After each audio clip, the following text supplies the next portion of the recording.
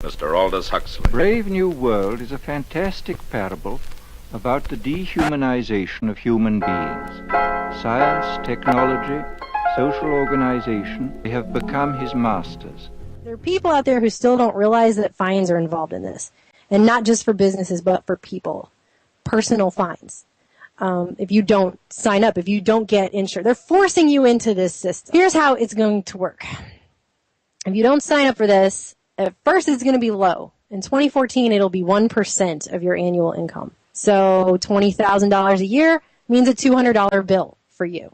If you have kids, it's $47.50 per child with a cap of $285 there. However, by 2016, the fine is estimated to reach $695 a person, or 2.5% of your annual income. No, you paid that, and then you're still buying the insurance also. So the Supreme Court says it's constitutional because it's a tax, but it's actually a penalty. Semantically, they obviously don't even know, just like they didn't even know how to make a freaking website for more money than most of us will ever see in our lifetimes. It's insane. And we're supposed to trust them with our health insurance and our personal information going into their website, which apparently can be shared with law enforcement and all kinds of other agencies and the IRS. But how this turns into socialism, back in August, Senator Harry Reid, he was asked, do you think Obamacare is secretly a step towards a single-payer healthcare system? And his answer wasn't just yes. Wasn't just absolutely. His answer was yes, yes, absolutely yes. He was just gleeful like a little child on Christmas morning or something. They've been trying to get this passed for decades now, and they've never been able to do it. So instead, they're going to incrementally do it just like they incrementally do everything else and start here. It means the government will control the one and only funding mechanism for healthcare. And when that happens, they can start to control so much more than just your health. Our government's not a government. It's basically a front for corporations. It's not even socialism. It's like Aaron said, it's oligarchical collectivism. Pretty much everyone's familiar with George Orwell's 1984. If you're younger or if you just never got around to reading it, it's an important read, and I think it's a easy and interesting read too. It's an instructional manual. It's it's about the rise of totalitarian society. It's often been compared to Brave New World, the Aldous Huxley book. Now, both of these guys were in, or at least around, a group known as the Fabian Socialists, who were actually run at their core by the Fabian Society, who were part of a secret society, which incidentally was a spinoff from the Cecil Rhodes Roundtable groups, which spurned the Council on Foreign Relations, in the UK, the Royal International Affairs Council, their counterparts that are in Australia, Canada, different parts of Europe, etc. At the core, the Cecil Rhodes Secret Society Foundation was Cecil Rhodes, who was every bit the colonialist, and he, along with Rothschild, who was bankrolling him, wanted world government based on, for lack of better terms, Anglo-American domination. And they wanted to put a friendly face on it. They wanted individual countries to feel like they were the ones driving their progress and their destinies, when in fact it was being run by bankers. It was being run by an elitist oligopoly, mainly Anglo and other powerful people dominated aspects of society. You don't say. So that kind of brings us up to the past couple hundred years. In general, the 20th century was not an era of capitalism, if it ever did exist. Perhaps it did during periods of the Industrial Revolution. What I see having happened during the Industrial Revolution, which began kind of in the era of the Founding Fathers, came to a head in the late 1800s, led directly to highly centralized production firms. Real cog in the wheel mentality is that a few businesses, a few monopolies, a few bankers, a few money men took control of all the great ideas that came out in the Industrial Revolutions, the new processes of making things, the new way of making things, and eventually the new way of marketing things so that everyone would have them. And they took domination of all that. And ever since, we've been living in a giant machine run by corporations, for the oligopoly, for the few who own basically almost everything. But we've been sold on the idea that we have a stake in this, that this is going to advance us personally, that it's going to advance society, that it's progress. You know that idea of progressivism on the Woodrow Wilson, Fabian Society, progressivism angle of socialism. It's a belief in socialism and getting everyone under a big collectivist tent because it's supposedly going to advance and progress society. Now, the Fabian Socialists, their most famous members were a bunch of famous writers. Like I said, Aldous Huxley, George Orwell. H.G. Wells was a really big Fabian Socialist. George Bernard Shaw, the playwright whose most famous play was Pygmalion, which became My Fair Lady. He was one of the founding members. I've got his quote for you, too, in minutes. There's a competition for ideas that became dominated by the Fabian Socialists, who latched onto the scientific ideas of Darwinism, which are related groups of people, related groups of power, direct descendants of the crown and of the British oligarchy and of the larger Anglo-American establishment that set upon itself to rule the world and convince everyone it was for their own good. And there's obviously quite a bit more detail to that history. But on the back of what we know as Darwinism, of what we know as origin of the species, of what we know as survival of the fittest, as a driving mentality for society, as an idea that's supposed to move us forward and progress us, that science has the answer, was kind of in a yin and yang fashion. There was that recognition of supposedly what was going on in nature and science, and on the backs of it, how the oligarchy, how those in power, how the better people were going to use science to progress society. They knew better. They could now use science to make judgments about many things, about how to best efficiently run society, about which kinds of people were best to be in society, about who was best fit to breed. And this became the philosophy that you may have heard of called eugenics. Are you just reading the mission statement of bioethics.gov? Because I thought... Don't spoil my story here. So, Charles Darwin, household name for obvious reasons. Not a household name, his first cousin, Sir Francis Galton. He is the originator of eugenics, this idea that it's a very social Darwinistic idea that through science we can use our knowledge of heredity and other scientific factors to promote better people, to select better people, to select who is most fit to breed in the social strata, to eliminate those who are socially undesirable, who are socially unfit, who are physically unfit, who are genetically unfit, right? And behind both of these figures, cousins Charles Darwin and Sir Francis Galton, again of eugenics, is a man named T.H. Huxley, Thomas Henry Huxley. He's the grandfather of that Fabian Socialist, that famous author of Brave New World, Aldous Huxley. He's behind this whole modern cult of science knows best, of here we are with science. Why?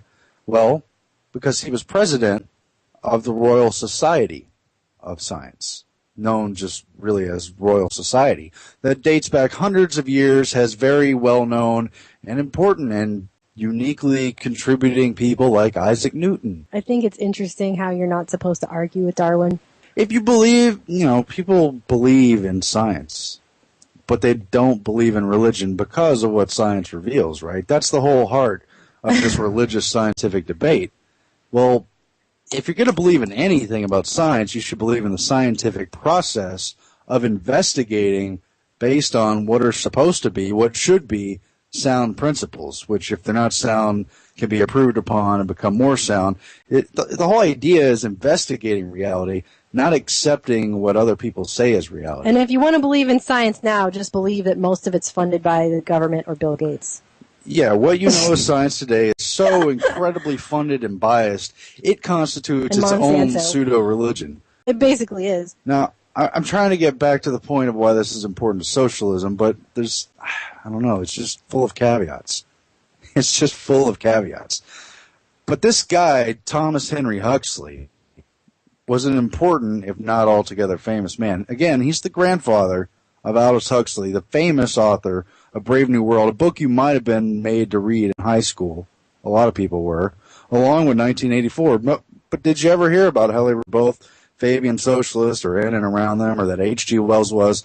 Well, H.G. Wells was an acolyte chosen by Thomas Henry Huxley, educated in science and through one form of fortune or another, launched into his famous role as a science fiction author who wrote in fiction about science many things that would later become science fact, realities about our socialist progressive society, about the technocratic future. In fact, I'm trying to point out that the type of science we're talking about, the type of socialism we're talking about, the type of technology we're talking about is based on rule by technology, technocracy. It's about a socialist progressive society that uses science to make calculations and judgments about what is the best direction for science, okay?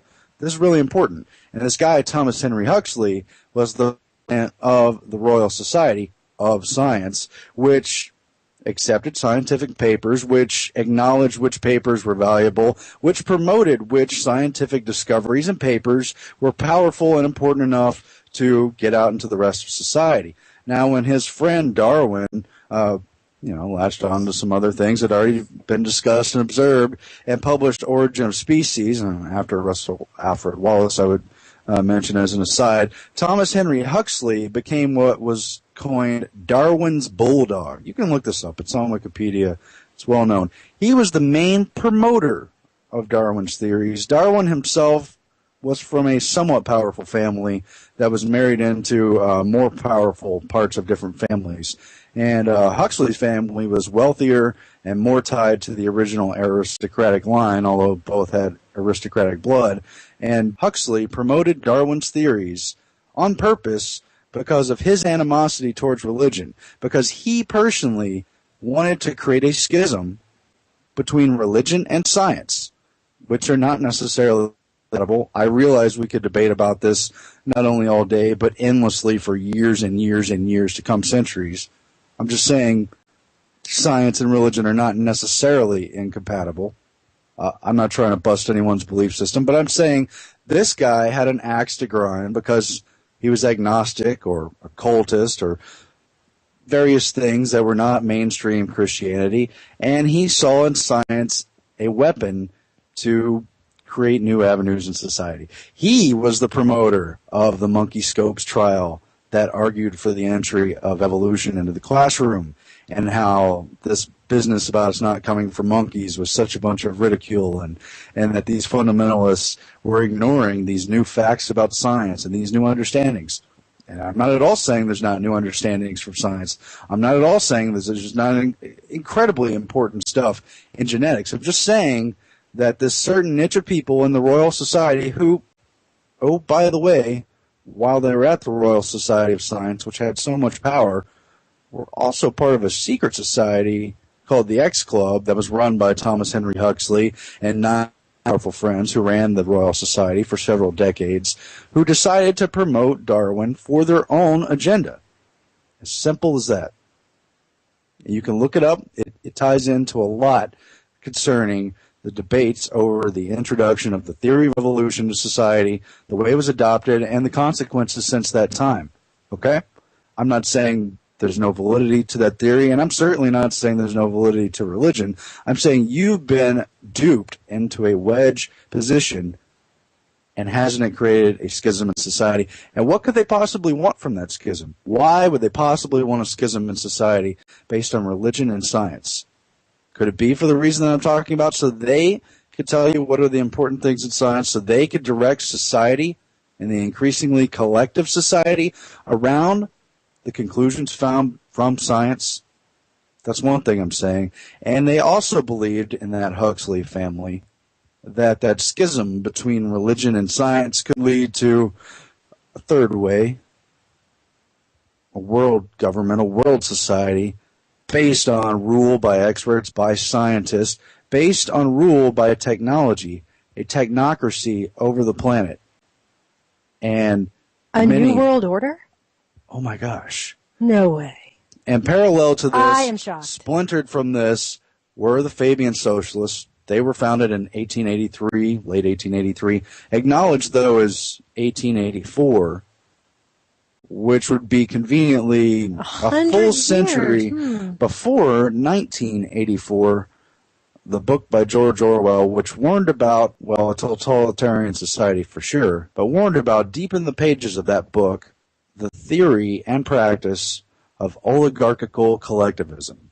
That was the outlawed banned book by the fictional character Emmanuel Goldstein, who was one of the original founders and originators of that 1984 Big Brother Society, who defected against it and became public enemy number one, who became the bin Laden of the 1984 Society, who wrote a damning book, which again was banned, but some people, for the purpose of that book, got a hold of it, about the theory and practice oligarchical collectivism. Now, if you can put two and two together, if you understand the meaning of those words, begin to think about the implications of those words for your life. Are they running socialism for the benefit of everyone, for the greater good, or are they running socialism, which, like fascism, like Nazism, like the FDR society, is a type of collectivism, but run for who? For the benefit of who?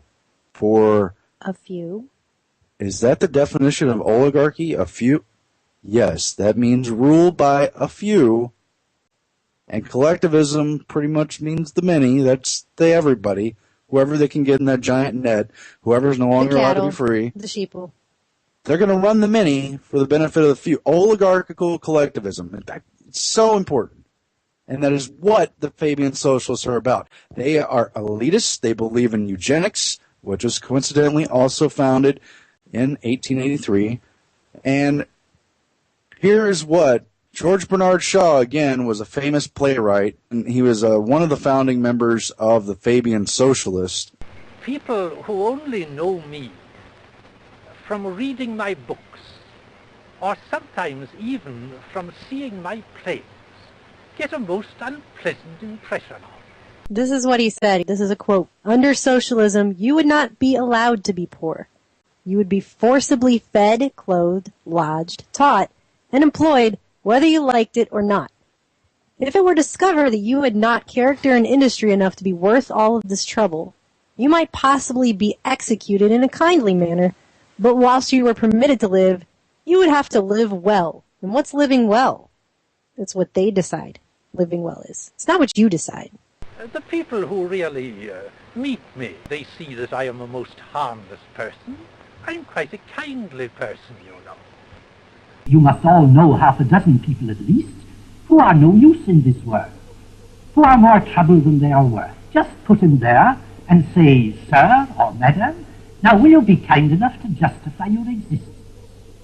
If you can't justify your existence, if you're not pulling your weight in the social vote, if you're not producing as much as you consume, or perhaps a little more, then clearly we cannot use the big organization of our society for the purpose of keeping you alive, because your life does not benefit us, and it can't be of very much use to yourself.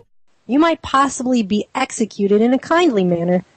I'm quite a kindly person, you know. And you would be forcibly, all those things, your life would be forcibly managed. Oh, they're going to take care of everything. They know what's best for you. They know what medications are best. They know what kind of housing you need to live in.